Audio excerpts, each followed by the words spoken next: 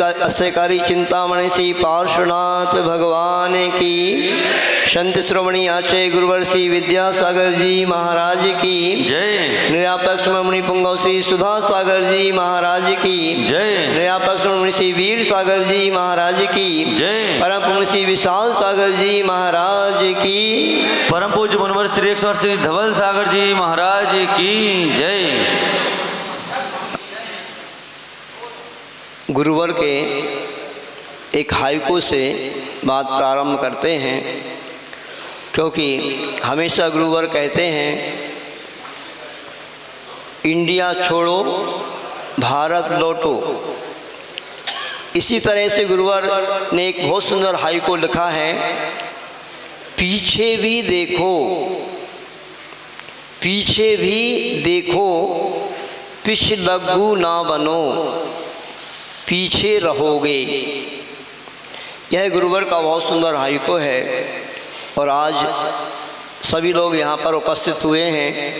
जैसे आपको मैंने कहा था कि उन गुरुवर की वह गुणगान अपन सब मिलकर के करते हैं, वह गुरुवर का चरित्र, वह गुरुवर की कथा आज गुरुवार के दिन से प्रारंभ करूँगा। तो अब मैं वह गुरुवर की कथा को प्रारंभ करता हूँ, आप लोग बहुत ध्यान से सुनना। इस कथा से आपको बहुत बड़ी प्रेरणा मिलेगी और अपन को प्रेरणा लेकर के, जैसे गुरुवर का परिवार था, उनके माता पिता थे और गुरुवर कैसे इस मोक्ष मार्ग में आगे बढ़े हैं और लाखों लाखों की जनता को धर्म ध्यान से उन्होंने जोड़ा है, आखिर इसमें सब कारण क्या रहा, बहुत ध्यान से सुनेंगे। इस भारतवर्ष में कर्नाटक नाम का एक प्रांत है, राज्य है, उसमें बेलगांव जिला है, वर्तमान में उसको बेलगावी बोलते हैं। अब उसमें एक तालुका चिक्कोड़ी करके तहसील है और उसी तहसील में एक बहुत सुंदर सदलगा नाम का ग्राम है। वह सदलगा बहुत ही शांत वातावरण वाला गांव है और वहाँ पर बहुत सज्जन लोग निवास करते हैं। बहुत ही सुंदर सुंदर जिनालय वहाँ पर बने हुए हैं। ये बात मैं आपको इसलिए बहुत अच्छे से कह सकता हूँ कि मुझे भी उस पावन पवित्र भूमि को स्पर्श करने का अवसर प्राप्त हुआ है और जहाँ पर अपने कथानायक का जन्म होने वाला है, उसी स्थान पर जब एक बहुत सुंदर जिनालय बनकर के तैयार हुआ 2003 में, एक दिल्ली के बहुत सुधी श्रावक हैं श्री महावीर जी माचिस वाले, उन्होंने गुरुवर के उस जन्म स्थान पर एक बहुत सुंदर जिनालय बनवाने का सौभाग्य प्राप्त किया और उसका पंचकल्याणक था 2003 में। तब मैं वहाँ गया था। उस समय देखते ही बनता था, क्योंकि गुरुवर इस बुंदेलखंड के संत बन गए हैं और पूरे भारतवर्ष के संत बन गए थे, तो पूरे भारतवर्ष से जनता वहाँ पे जा रही थी और वहाँ पर एक दृश्य देखा बहुत सुंदर, जो अपने यहाँ देखने में कम मिलता है। उस सदलगा गांव में वहाँ पर रहने वाले मुस्लिम समाज के लोगों ने भी अपने घर खाली कर दिए थे। जब उनको मालूम पड़ा कि जैन समाज का बहुत बड़ा एक फंक्शन यहाँ पे महोत्सव होने वाला है और पूरे सब जगह से भारतवर्ष में से जनता आएगी, तो मुस्लिम समाज के लोगों ने अपने घर खाली कर दिए। मतलब ये समझ लो अभी भी वहाँ इस प्रकार की सज्जनता का वातावरण था। तो फिर ये जो आपको कथा सुना रहे हैं, ये घटना तो आज से लगभग 76 वर्ष के गुरुदेव हो गए हैं, उससे भी पहले की ये घटना आपको सुनाने जा रहे हैं। तो ऐसा वह सदलगा बहुत सुंदर गांव, वह पावन धरती, जहां पर एक और एक शांति तीर्थ नाम से, शांतिगिरी नाम से एक तीर्थ है, वहीं पर पास में आचार्य भगवान शांति सागर जी महाराज का भोज ग्राम करके जो उनका जन्म स्थान है, वही पास में है। वहीं पर पास में आचार्य भगवान विद्यानंद जी महाराज जो दिल्ली में बहुत रहे हैं, बहुत प्रभावना की है, अद्भुत उस उन्होंने। ऐसे सेडवाल करके एक स्थान है, वही भी पास में ही है। और उस सदलगा के पास में ही एक कोथली करके भी स्थान है, जहाँ पर हमारे गुरुवर के वह प्रारंभिक अवस्था के गुरु आचार्य भगवान देशभूषण जी महाराज का जन्म हुआ है। ऐसी वह पावन वसुंधरा थी, जहाँ पर उस सदलगा ग्राम में एक बहुत ही सुधी श्रावक मल्लप्पा जी अष्टगे की, उनकी धर्म पत्नी का नाम श्रीमती अष्टगे था। वह रहते थे। और जैसे मैं आपको कल बता रहा था कि सदलगा में यानी उधर कर्नाटक में कई प्रकार की जातियां हुआ करती हैं, जैसे चतुर्थ, पंचम, कोमार, सेतवाल, इस प्रकार की। किंतु मल्लप्पा जी जो थे, उनके परंपरा से जमींदारी चली आ रही थी। एक गांव के जमींदार थे, और जो जमींदार हुआ करते हैं उनकी जाति चतुर्थ होती है वहाँ पर कर्नाटक में। तो ये इनके पिता जो थे मल्लप्पा जी के, परिसप्पा जी थे। मैंने कल आपको बताया था, इनके जो पिता थे वो बहुत ही धर्मात्मा थे, दानी थे, और हमेशा धर्म में लगे रहते थे, स्वाध्यायशील थे। और इनके यहाँ पर कहते हैं इनकी भी 10 संतान थी।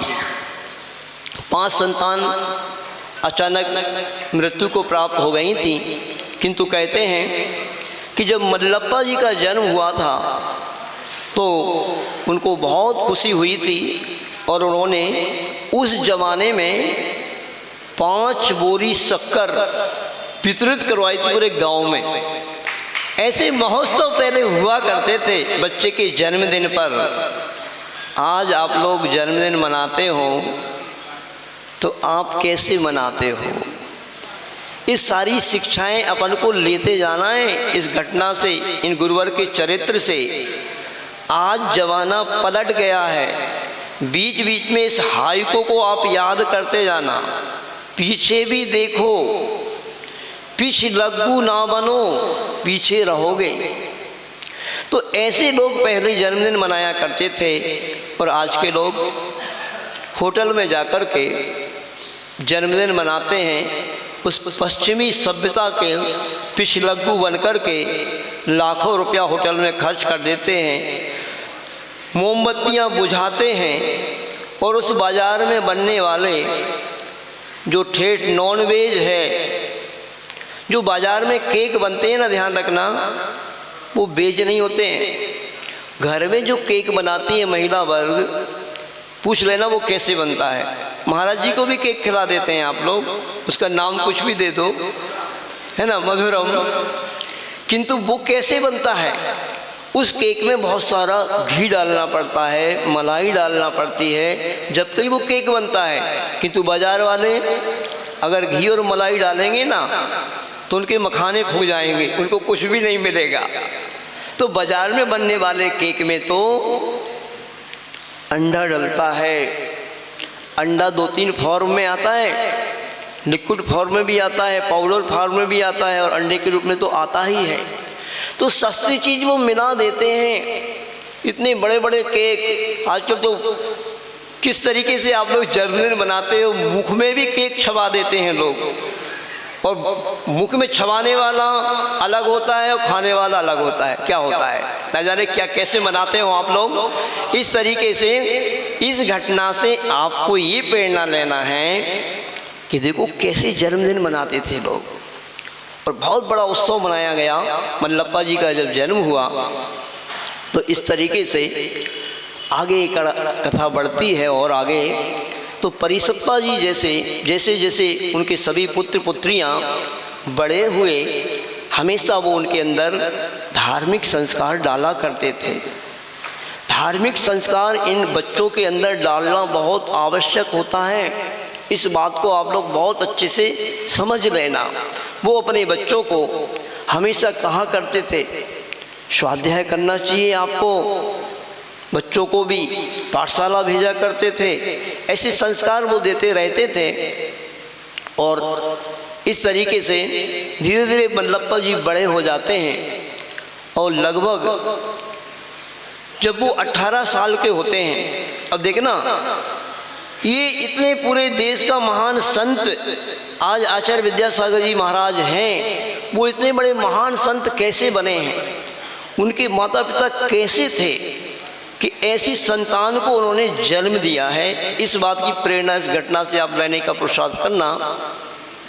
कहते हैं वो जब 18 वर्ष के थे तो वो आचार्य शांति सागर जी महाराज के पास गए और उन्होंने अपने दीक्षा का भाव रखा कि मैं दीक्षा लेना चाहता हूँ।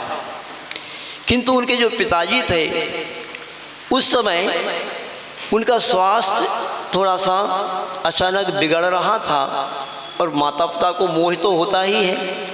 जैसे कैसे भी बहाना बना करके उनको लेकर के आ गए और 1 वर्ष के पश्चात ही उनकी शादी कर दी गई। वह अपनी भावना अपने मन में ही रखे रहे, किंतु ये हमेशा बात उनके मन में रहती थी। शादी हो जाती है मल्लप्पा जी की, और शादी किससे होती है आपको पता है, अभी मैंने बता ही दिया। वहीं पास में ही जो चिक्कोड़ी तालुका चिक्कोड़ी ग्राम था, तहसील था वो, वहाँ की ही वो सुधी श्राविका थी श्रीमती श्रीमंती जी से उनका विवाह हुआ और परिवार बहुत अच्छे से चलने लगा। दोनों ही धर्मात्मा थे और कहते हैं उनके यहाँ पर विवाह के पश्चात एक प्रथम संतान हुई और वह संतान का नाम भी उन्होंने चंद्रकांत रखा, श्रीकांत। चंद्रकांत भी कहते थे उनको, किंतु ऐसा असाता कर्म का उदय रहा कि 6 माह ही वह जीवित रही, उसके बाद उसका मरण हो गया। फिर दूसरी संतान के रूप में एक पुत्री हुई, उनका नाम उन्होंने सुमन अथवा सुमति ऐसा रखा, जो 6 वर्ष तक जीवित रही, उसके बाद उसका भी मरण हो गया। तीसरी संतान के रूप में श्री महावीर जी का जन्म हुआ। वह संतान उनकी ठीक रही और इसके बाद इस संतान का क्रम आगे बढ़ता गया और चौथी संतान के रूप में विद्याधर जी आते हैं।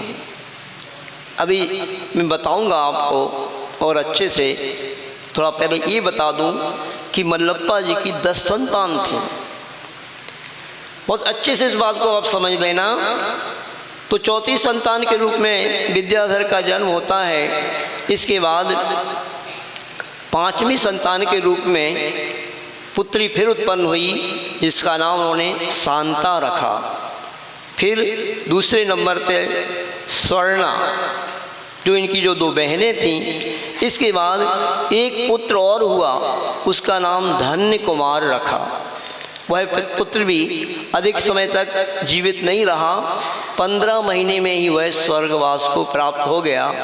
इसके बाद अगली संतान जो आती है वो कहते हैं अनंतनाथ के रूप में आती है, और फिर अगली संतान शांतिनाथ के रूप में आती है, और एक संतान और हुई जो गर्भ में ही मृतक हो चुकी थी।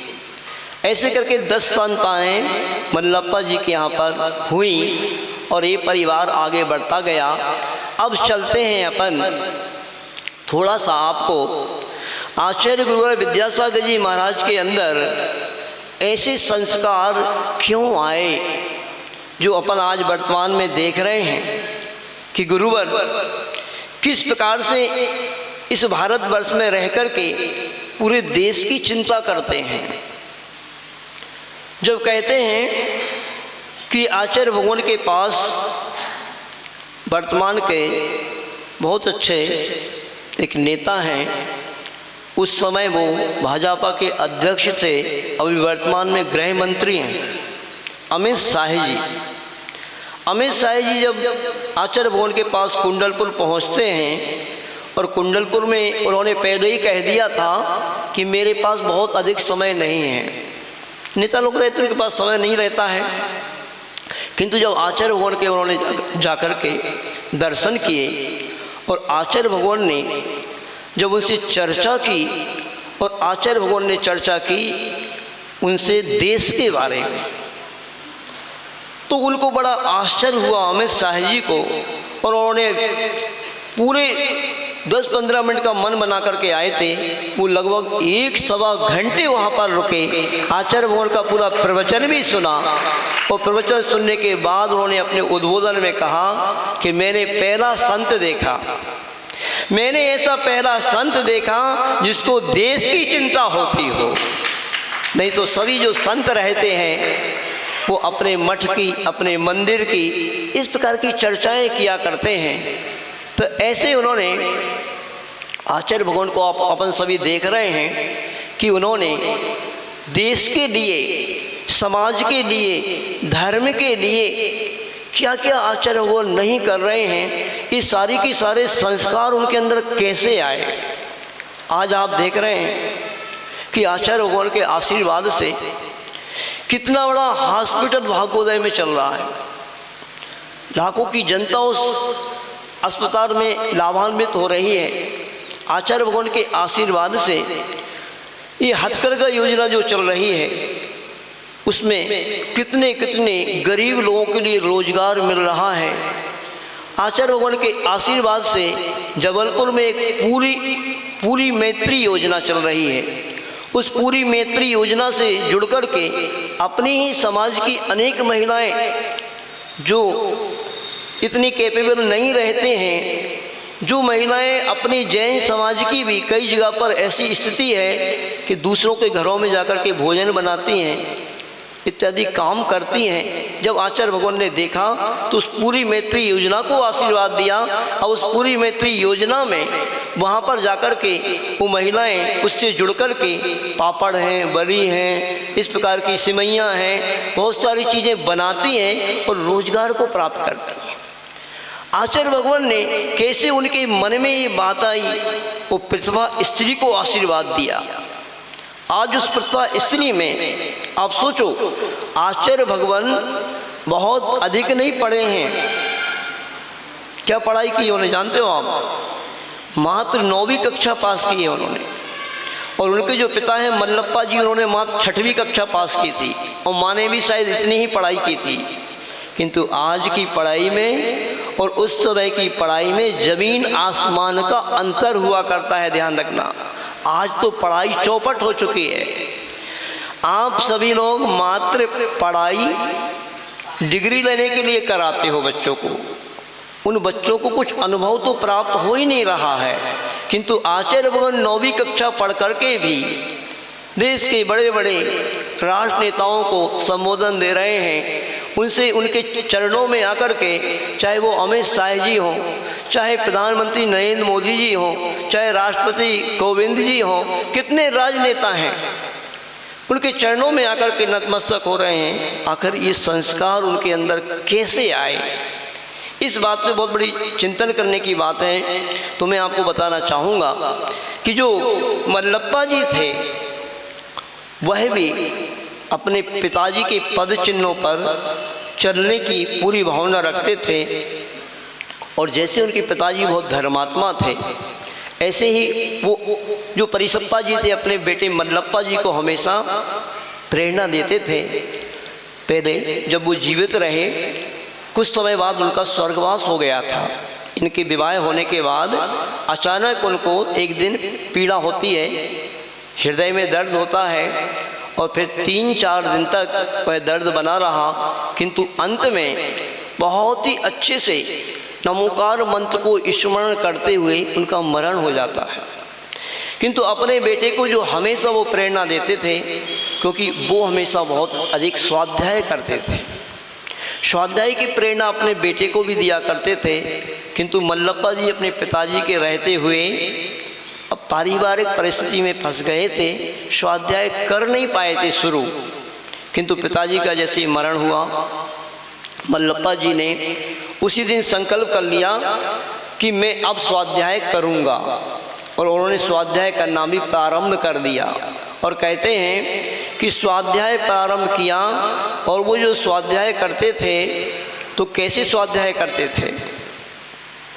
जब उनका ग्रंथ पूरा हो जाता था तो उस ग्रंथ को पूरा करने की खुशी में, उसका जब ग्रंथ का पूर्ण हो गया तो निष्ठापन गाजे वाजे से करते थे, आनंद के साथ करते थे, और गन्ने आदि को सजा करके मिष्ठान आदि को बंटवाते थे। अपन लोग स्वाध्याय की महत्व नहीं समझते हैं। पहली बात तो आजकल वर्तमान में स्वाध्याय बंदी हो गया, स्वाध्याय चलता ही नहीं है, कि तो ऐसे उस ग्रंथ का भी बहुमान करते थे वो, इस प्रकार से कि मैंने इस ग्रंथ को, इस शास्त्र को पढ़ कर के जो ज्ञान प्राप्त किया है उसकी उनको खुशी होती थी। तो इस तरीके से वो स्वाध्याय किया करते थे। अब उनकी तत्व में रुचि बढ़ने लगी थी और वैराग्य भी उनका गाढ़ा होने लगा था। इस प्रकार से मल्लप्पा जी का जीवन व्यतीत हो रहा था। इसी बीच एक बात और बताना चाहूँगा आपको, क्योंकि इन्होंने अपने जीवन को गृहस्थ अवस्था में ही बहुत कुछ वैराग्यमय बना लिया था। ये तो आपको मैंने बता ही दिया कि वो पहले से ही वैरागी थे। ऐसी जो संतान जो आज पूरे देश में एक मिसाल बनकर के इस पूरे भारत देश में एक धर्म का वातावरण बनाया है जिन्होंने, ऐसे माता पिता उनके कैसे थे और उनके अंदर ऐसे संस्कार कैसे आए, इस बात की शिक्षा अपन को लेना है। एक बहुत सुंदर प्रसंग है। कहते हैं जब उनके पिताजी बीमार हुए थे ना, तो वो उनकी इलाज कराने के लिए डॉक्टर को बुलाने गए थे। और डॉक्टर को बुलाने गए, वो डॉक्टर को बुला करके आ नहीं पाए। उनको समाचार मिल गया था कि पिताजी का स्वर्गवास हो गया, पर उनको इस बात का बहुत बड़ा दुख था कि वो जब दवाई लेकर के आ रहे थे, देखो उस जमाने की बात है, उस समय ऐसे अस्पताल नहीं होते थे। और सजलगा जो है छोटा सा ग्राम था, और अभी भी गांव में तो अस्पताल नहीं है, तो कोई वैद्य वगैरह के पास दवाई लेने गए होंगे और दवाई लेकर के आ रहे थे, तो वो जूते पहने थे। अब वो जूते उनके लिए जल्दी जल्दी दौड़ने में आने में बाधक हो रहे थे, तो उन्होंने वो जूते उतार लिए और हाथ में ले लिए, और फिर जल्दी जल्दी वो आ रहे थे, किंतु इतने में ही आ नहीं पाए और पिताजी का स्वास्थ्य बहुत ज़्यादा बिगड़ गया था और उनका स्वर्गवास हो गया। किंतु उनको बहुत कष्ट हुआ। उन्होंने उसी दिन से, अभी बहुत अधिक उनकी उम्र नहीं होगी, उन्होंने जूते का त्याग कर दिया कि आज से मैं अब जूते का त्याग ही करता हूँ। मेरे पिताजी के लिए मैं दवाई लेकर के नहीं आ पाया, ऐसे जूतों को मैं छोड़ ही देता हूँ, पहनूंगा ही नहीं। मुश्किल से 25-30 वर्ष की उम्र होगी उन्होंने, फिर उसके बाद कभी भी जीवन में जूते नहीं पहने। सोचो कितना बड़ा त्याग, घर गृहस्थी में रहते हुए। और ये बताना मैं आपको भूल ही गया कि इनका जो व्यापार था, जैसे ये तो मैंने बता दिया था आपको कि जमींदार थे। जमींदार क्या होते हैं? पहले ये भारत देश छोटी छोटी सी रियासतों में बटा था। इस पूरे भारत में कम से कम 10,000 राजा महाराजा थे। ऐसे पूरे छोटे छोटे राज्य थे, और राज्य के बाद रियासतें होती थीं। रियासतों के बाद जैसे आज वर्तमान में आप समझ लीजिए सरपंच होते हैं, जनपद अध्यक्ष वगैरह होते हैं, ऐसे जमींदार होते थे, लम्बड़दार होते थे, ऐसे होते थे। तो गांव के जमींदार थे, बहुत बढ़िया कृषक थे। इनके यहाँ पर अच्छी ज़मीन थी, और उस ज़मीन में ये गन्ने की और उड़द मूंग वगैरह की ये चीज़ खेती होती थी इनके यहाँ पर। और कहते हैं कि ये साहूकारी भी करते थे मल्लप्पा जी। अब साहूकार लोगों के लिए एक बहुत बड़ी शिक्षा देने वाली बात यहाँ पर आ रही है। ये शिक्षाएं लेते जाना। साहूकारी में जानते हो क्या करते थे? अब एक कृषक थे तो धन पैसा देते होंगे, किंतु इनके यहाँ से जो छोटे छोटे किसान होते थे वो ये अनाज ले जाते थे। किसी ऐसे भी किसान होते हैं जिनके पास फसल में बोने के लिए नहीं होता अनाज। पहले देखा मैंने ऐसे चलता था, तो गेहूं ले गए, मूंग ले गए, बीज जिसको बोलते हैं पर, हाँ, तो बीज बोने के लिए ले जाते होंगे। और इतने सज्जन थे ये मल्लप्पा जी कहते हैं कि जो व्यक्ति भी बीज ले जाता था उससे कभी भी मूल्य नहीं मांगते थे, उसका पैसा नहीं मांगते थे। फिर एक प्रकार से वस्तु विनिमय जैसा चलता था। हाँ, वस्तु विनिमय कि ये भी हमने भी देखा है कि अपन ने 1 बोरा दिया है तो भैया तुम्हारा जब खेती आ जाए ना तो तुम 2 बोरा दे देना वापस, तो ऐसे चलता था। तो ये उतना ही अनाज वापस ले लेते थे, कभी उस पर ब्याज वगैरह भी नहीं लगाते थे, और यदि कोई व्यक्ति नहीं दे पाता था तो कभी उसको सताते भी नहीं थे, ऐसे करते थे। आज का ज़माना बहुत पलट गया। आज क्या करते हैं साहूकार लोग, गिरवी तो पहले रखते ही हैं। क्यों भाई, साहूकार लोग बैठे हो, सैपुरा में बहुत सारे साहूकार हैं, गिरवी रखते हैं वस्तु, जब तो पैसा देते हैं। महाराज जी वो तो ज़रूरी है, फिर उस पर 1 साल में इतना ब्याज रहेगा, 2 साल में इतना ब्याज रहेगा, अगर इसके बाद ब्याज नहीं दे पाए तो डूब जाएगा। इस तरीके से कई लोग तो ऐसे होते हैं, कई गुना ब्याज लेते हैं अटकी पर आदमी से। ये जैन धर्म है, आप जैनी हो, महावीर भगवान के धर्म को मानने वाले हो, ऐसा अत्याचार जैनी व्यक्ति नहीं कर सकता। एक बहुत अच्छी घटना मुझे याद आ रही है, इस प्रसंग को लेकर के मैं आपको बता रहा हूँ। श्रीमद् राजचंद्र जी हुए हैं एक, श्रीमद् राजचंद्र जी का नाम सुना हो आपने। वो श्रीमद् राजचंद्र जी वही थे जिनसे शायद महात्मा गांधी जी ने नियम लिए थे। उनकी माँ ने उनको नियम दिलाए थे, जब वो विदेश जा रहे थे तो वो उनसे नियम दिलाए थे, और महात्मा गांधी जी ने नियम लिए थे कि मैं विदेश में जाकर के कभी भी शराब नहीं पीऊँगा, मैं मांस नहीं खाऊंगा। महात्मा गांधी जी का विवाह मात्र 13 वर्ष की उम्र में हो गया था, तो उनका विवाह भी हो गया था। तो अब विदेश में जाएंगे तो मैं अपनी स्त्री को छोड़ कर के अब कोई दूसरी स्त्री से कभी कोई संबंध नहीं बनाऊंगा, पर स्त्री का त्याग है। ये 3 नियम लिए थे। वह राजचंद्र जी व्यापारी थे, व्यापारियों को प्रेरणा लेने योग्य प्रसंग है, इसलिए मैं बता रहा हूँ, ये ध्यान से सुनना। तो श्रीमद् राजचंद्र जी ने एक बार किसी व्यापारी से सौदा किया, हीरे का व्यापार था। अब वह हीरे का व्यापार में उसके दाम बहुत अधिक बढ़ गए।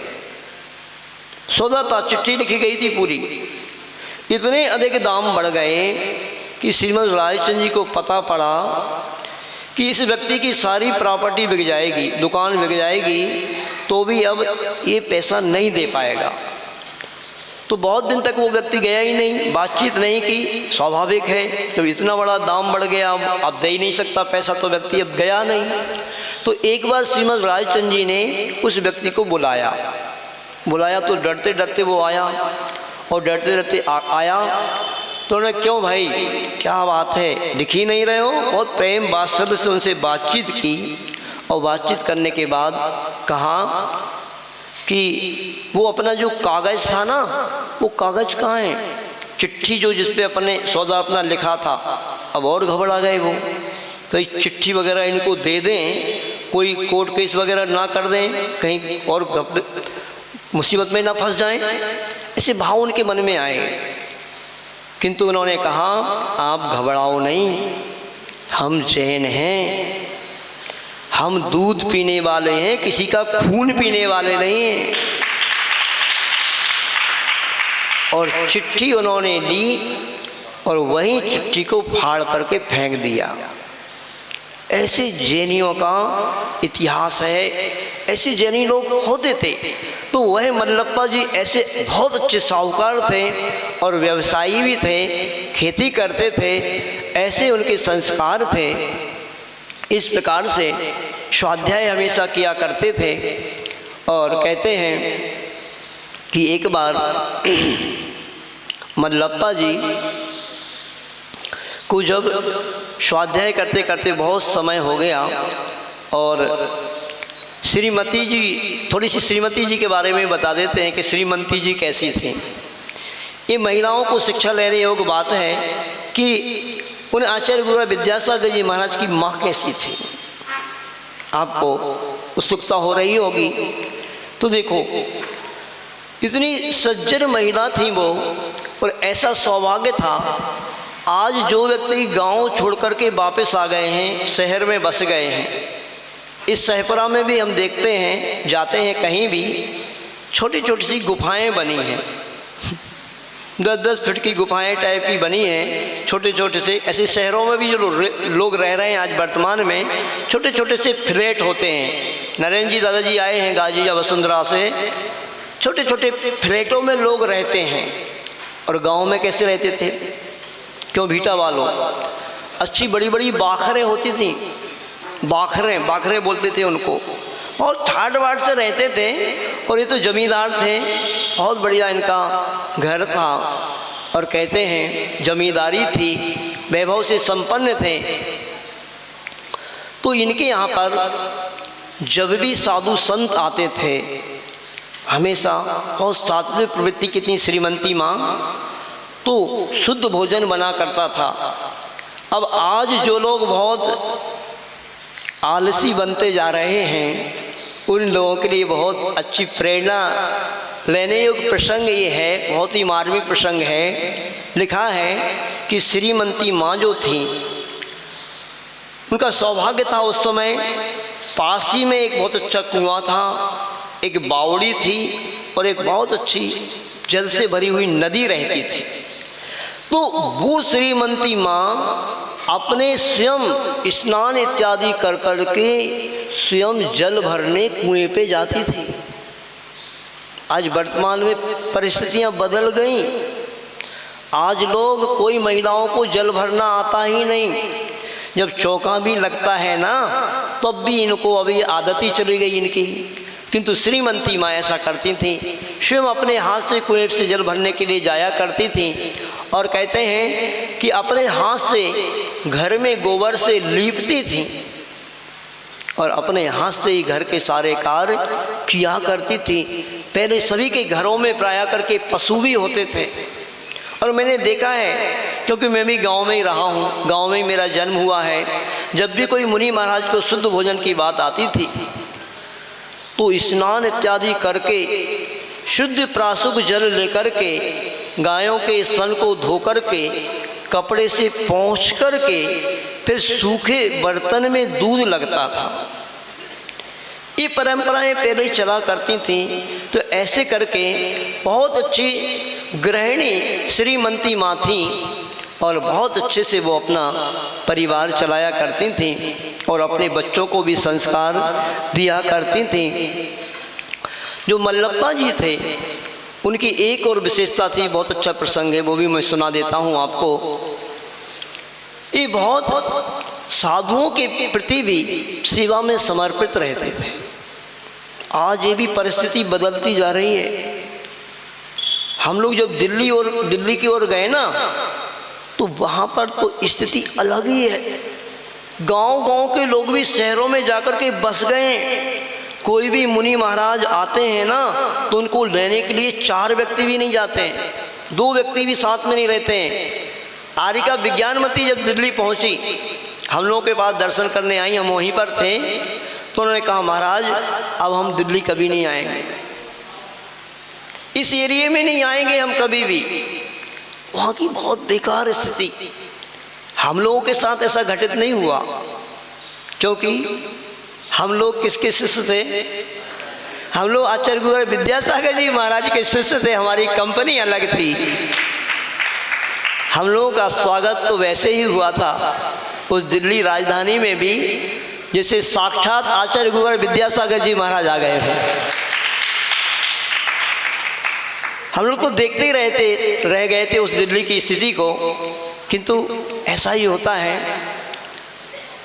और किंतु मल्लप्पा जी का नेचर ऐसा था। सुनो सभी लोग, प्रेरणा लेना।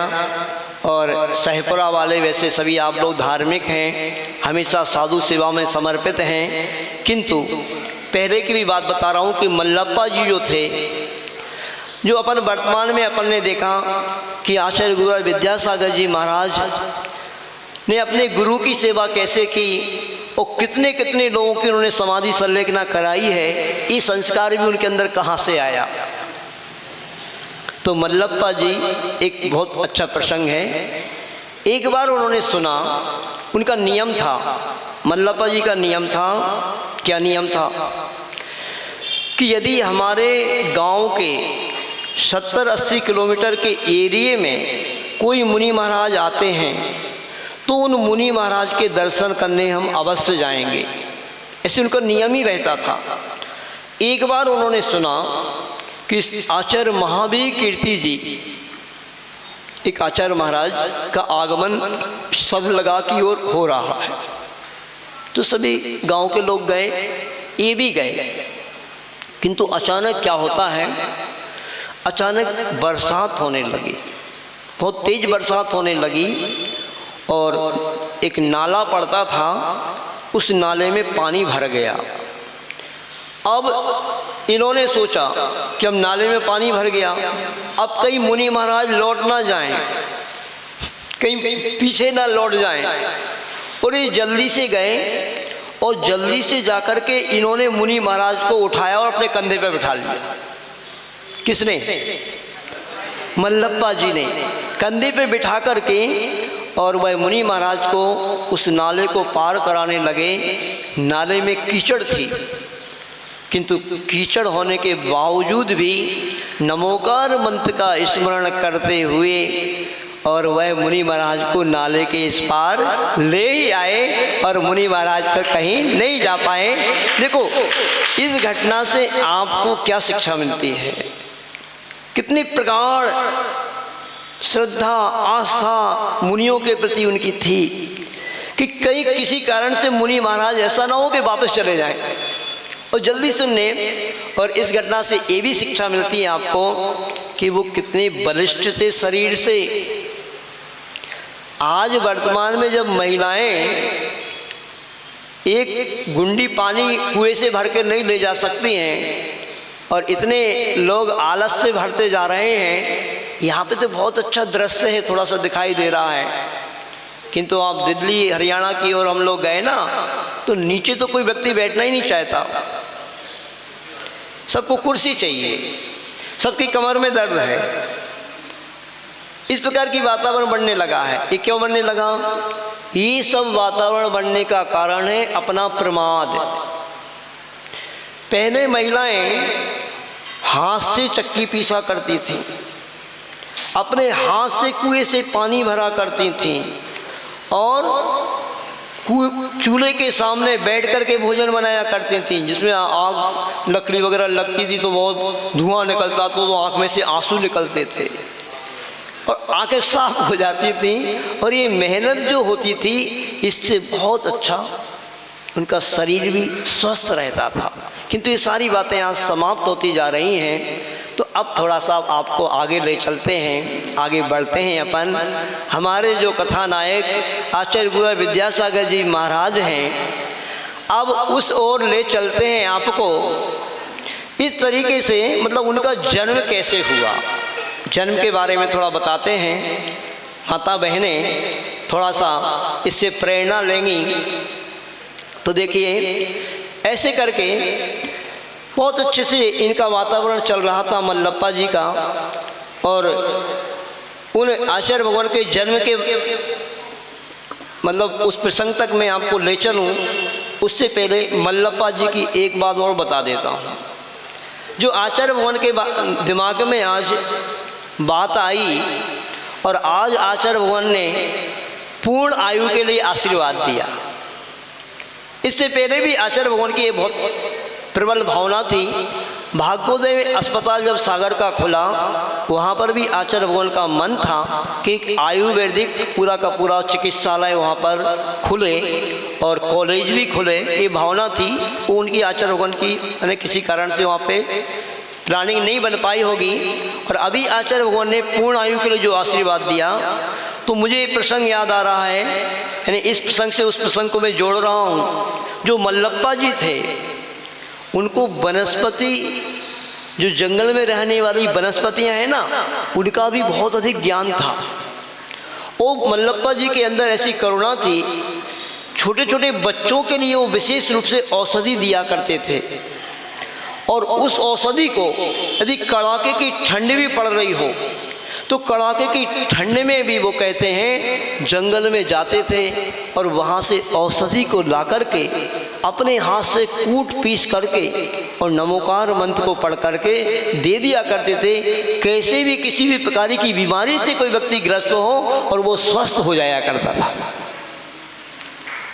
आप समझो इस बात को कि ये संस्कार भी और ये आचार्य भगवान ने स्वयं अपने पिता के अंदर बचपन से ही देखा था कि ये संस्कार उनके अंदर है और ये संस्कार आचार्य भगवान के पास और ये भावनाएं उनकी मन में शायद होंगी, तो आज उन्होंने पूर्ण आयु को आशीर्वाद दिया।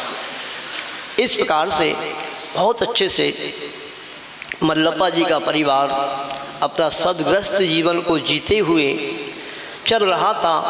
थोड़ी सी जानकारी मैंने आपको दी थी। अब मैं आपको ये बताना चाहता हूँ कि आचार्य भगवान का जन्म को देने वाली जो माँ थी वो भी कम पुण्यात्मा नहीं थी।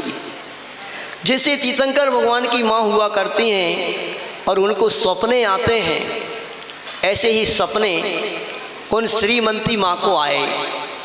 जब विद्याधर जी गर्भ में आने वाले थे और एक बार रात्रि में माँ श्रीमती को सपना आया। क्या सपना आया?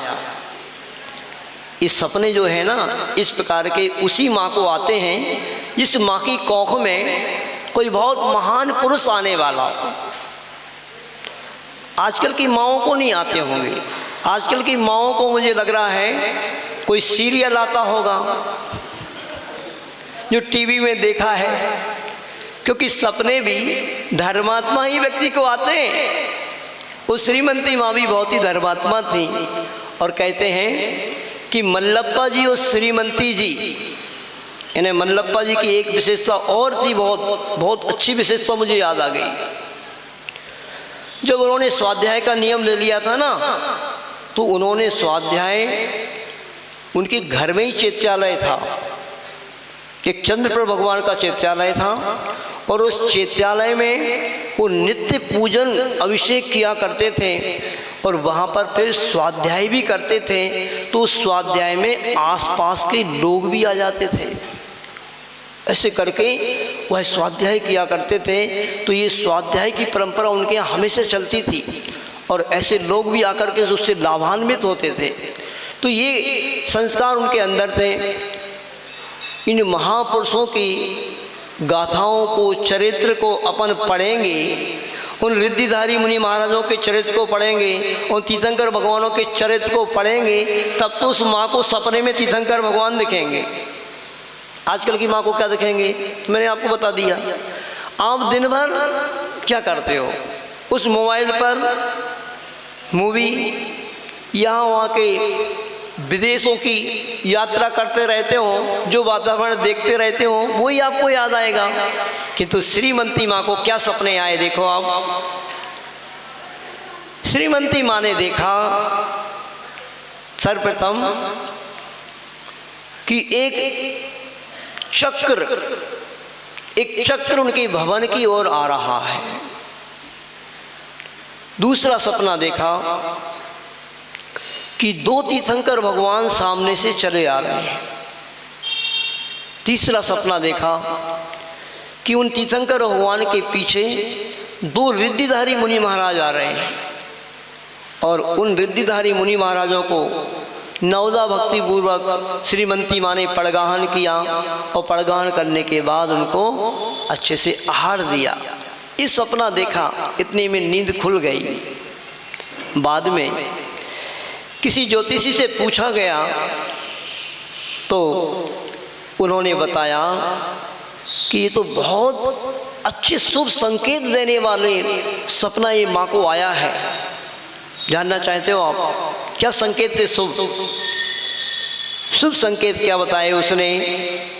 सबसे पहली बात तो ये है कि इन माँ ने जो 3 सपने देखे हैं, उन 3 सपनों को देखने का मतलब है कि इनकी गर्भ में जो पुत्र आने वाला है, जो संतान आने वाली है, वो रत्नत्रय की धारी होगी।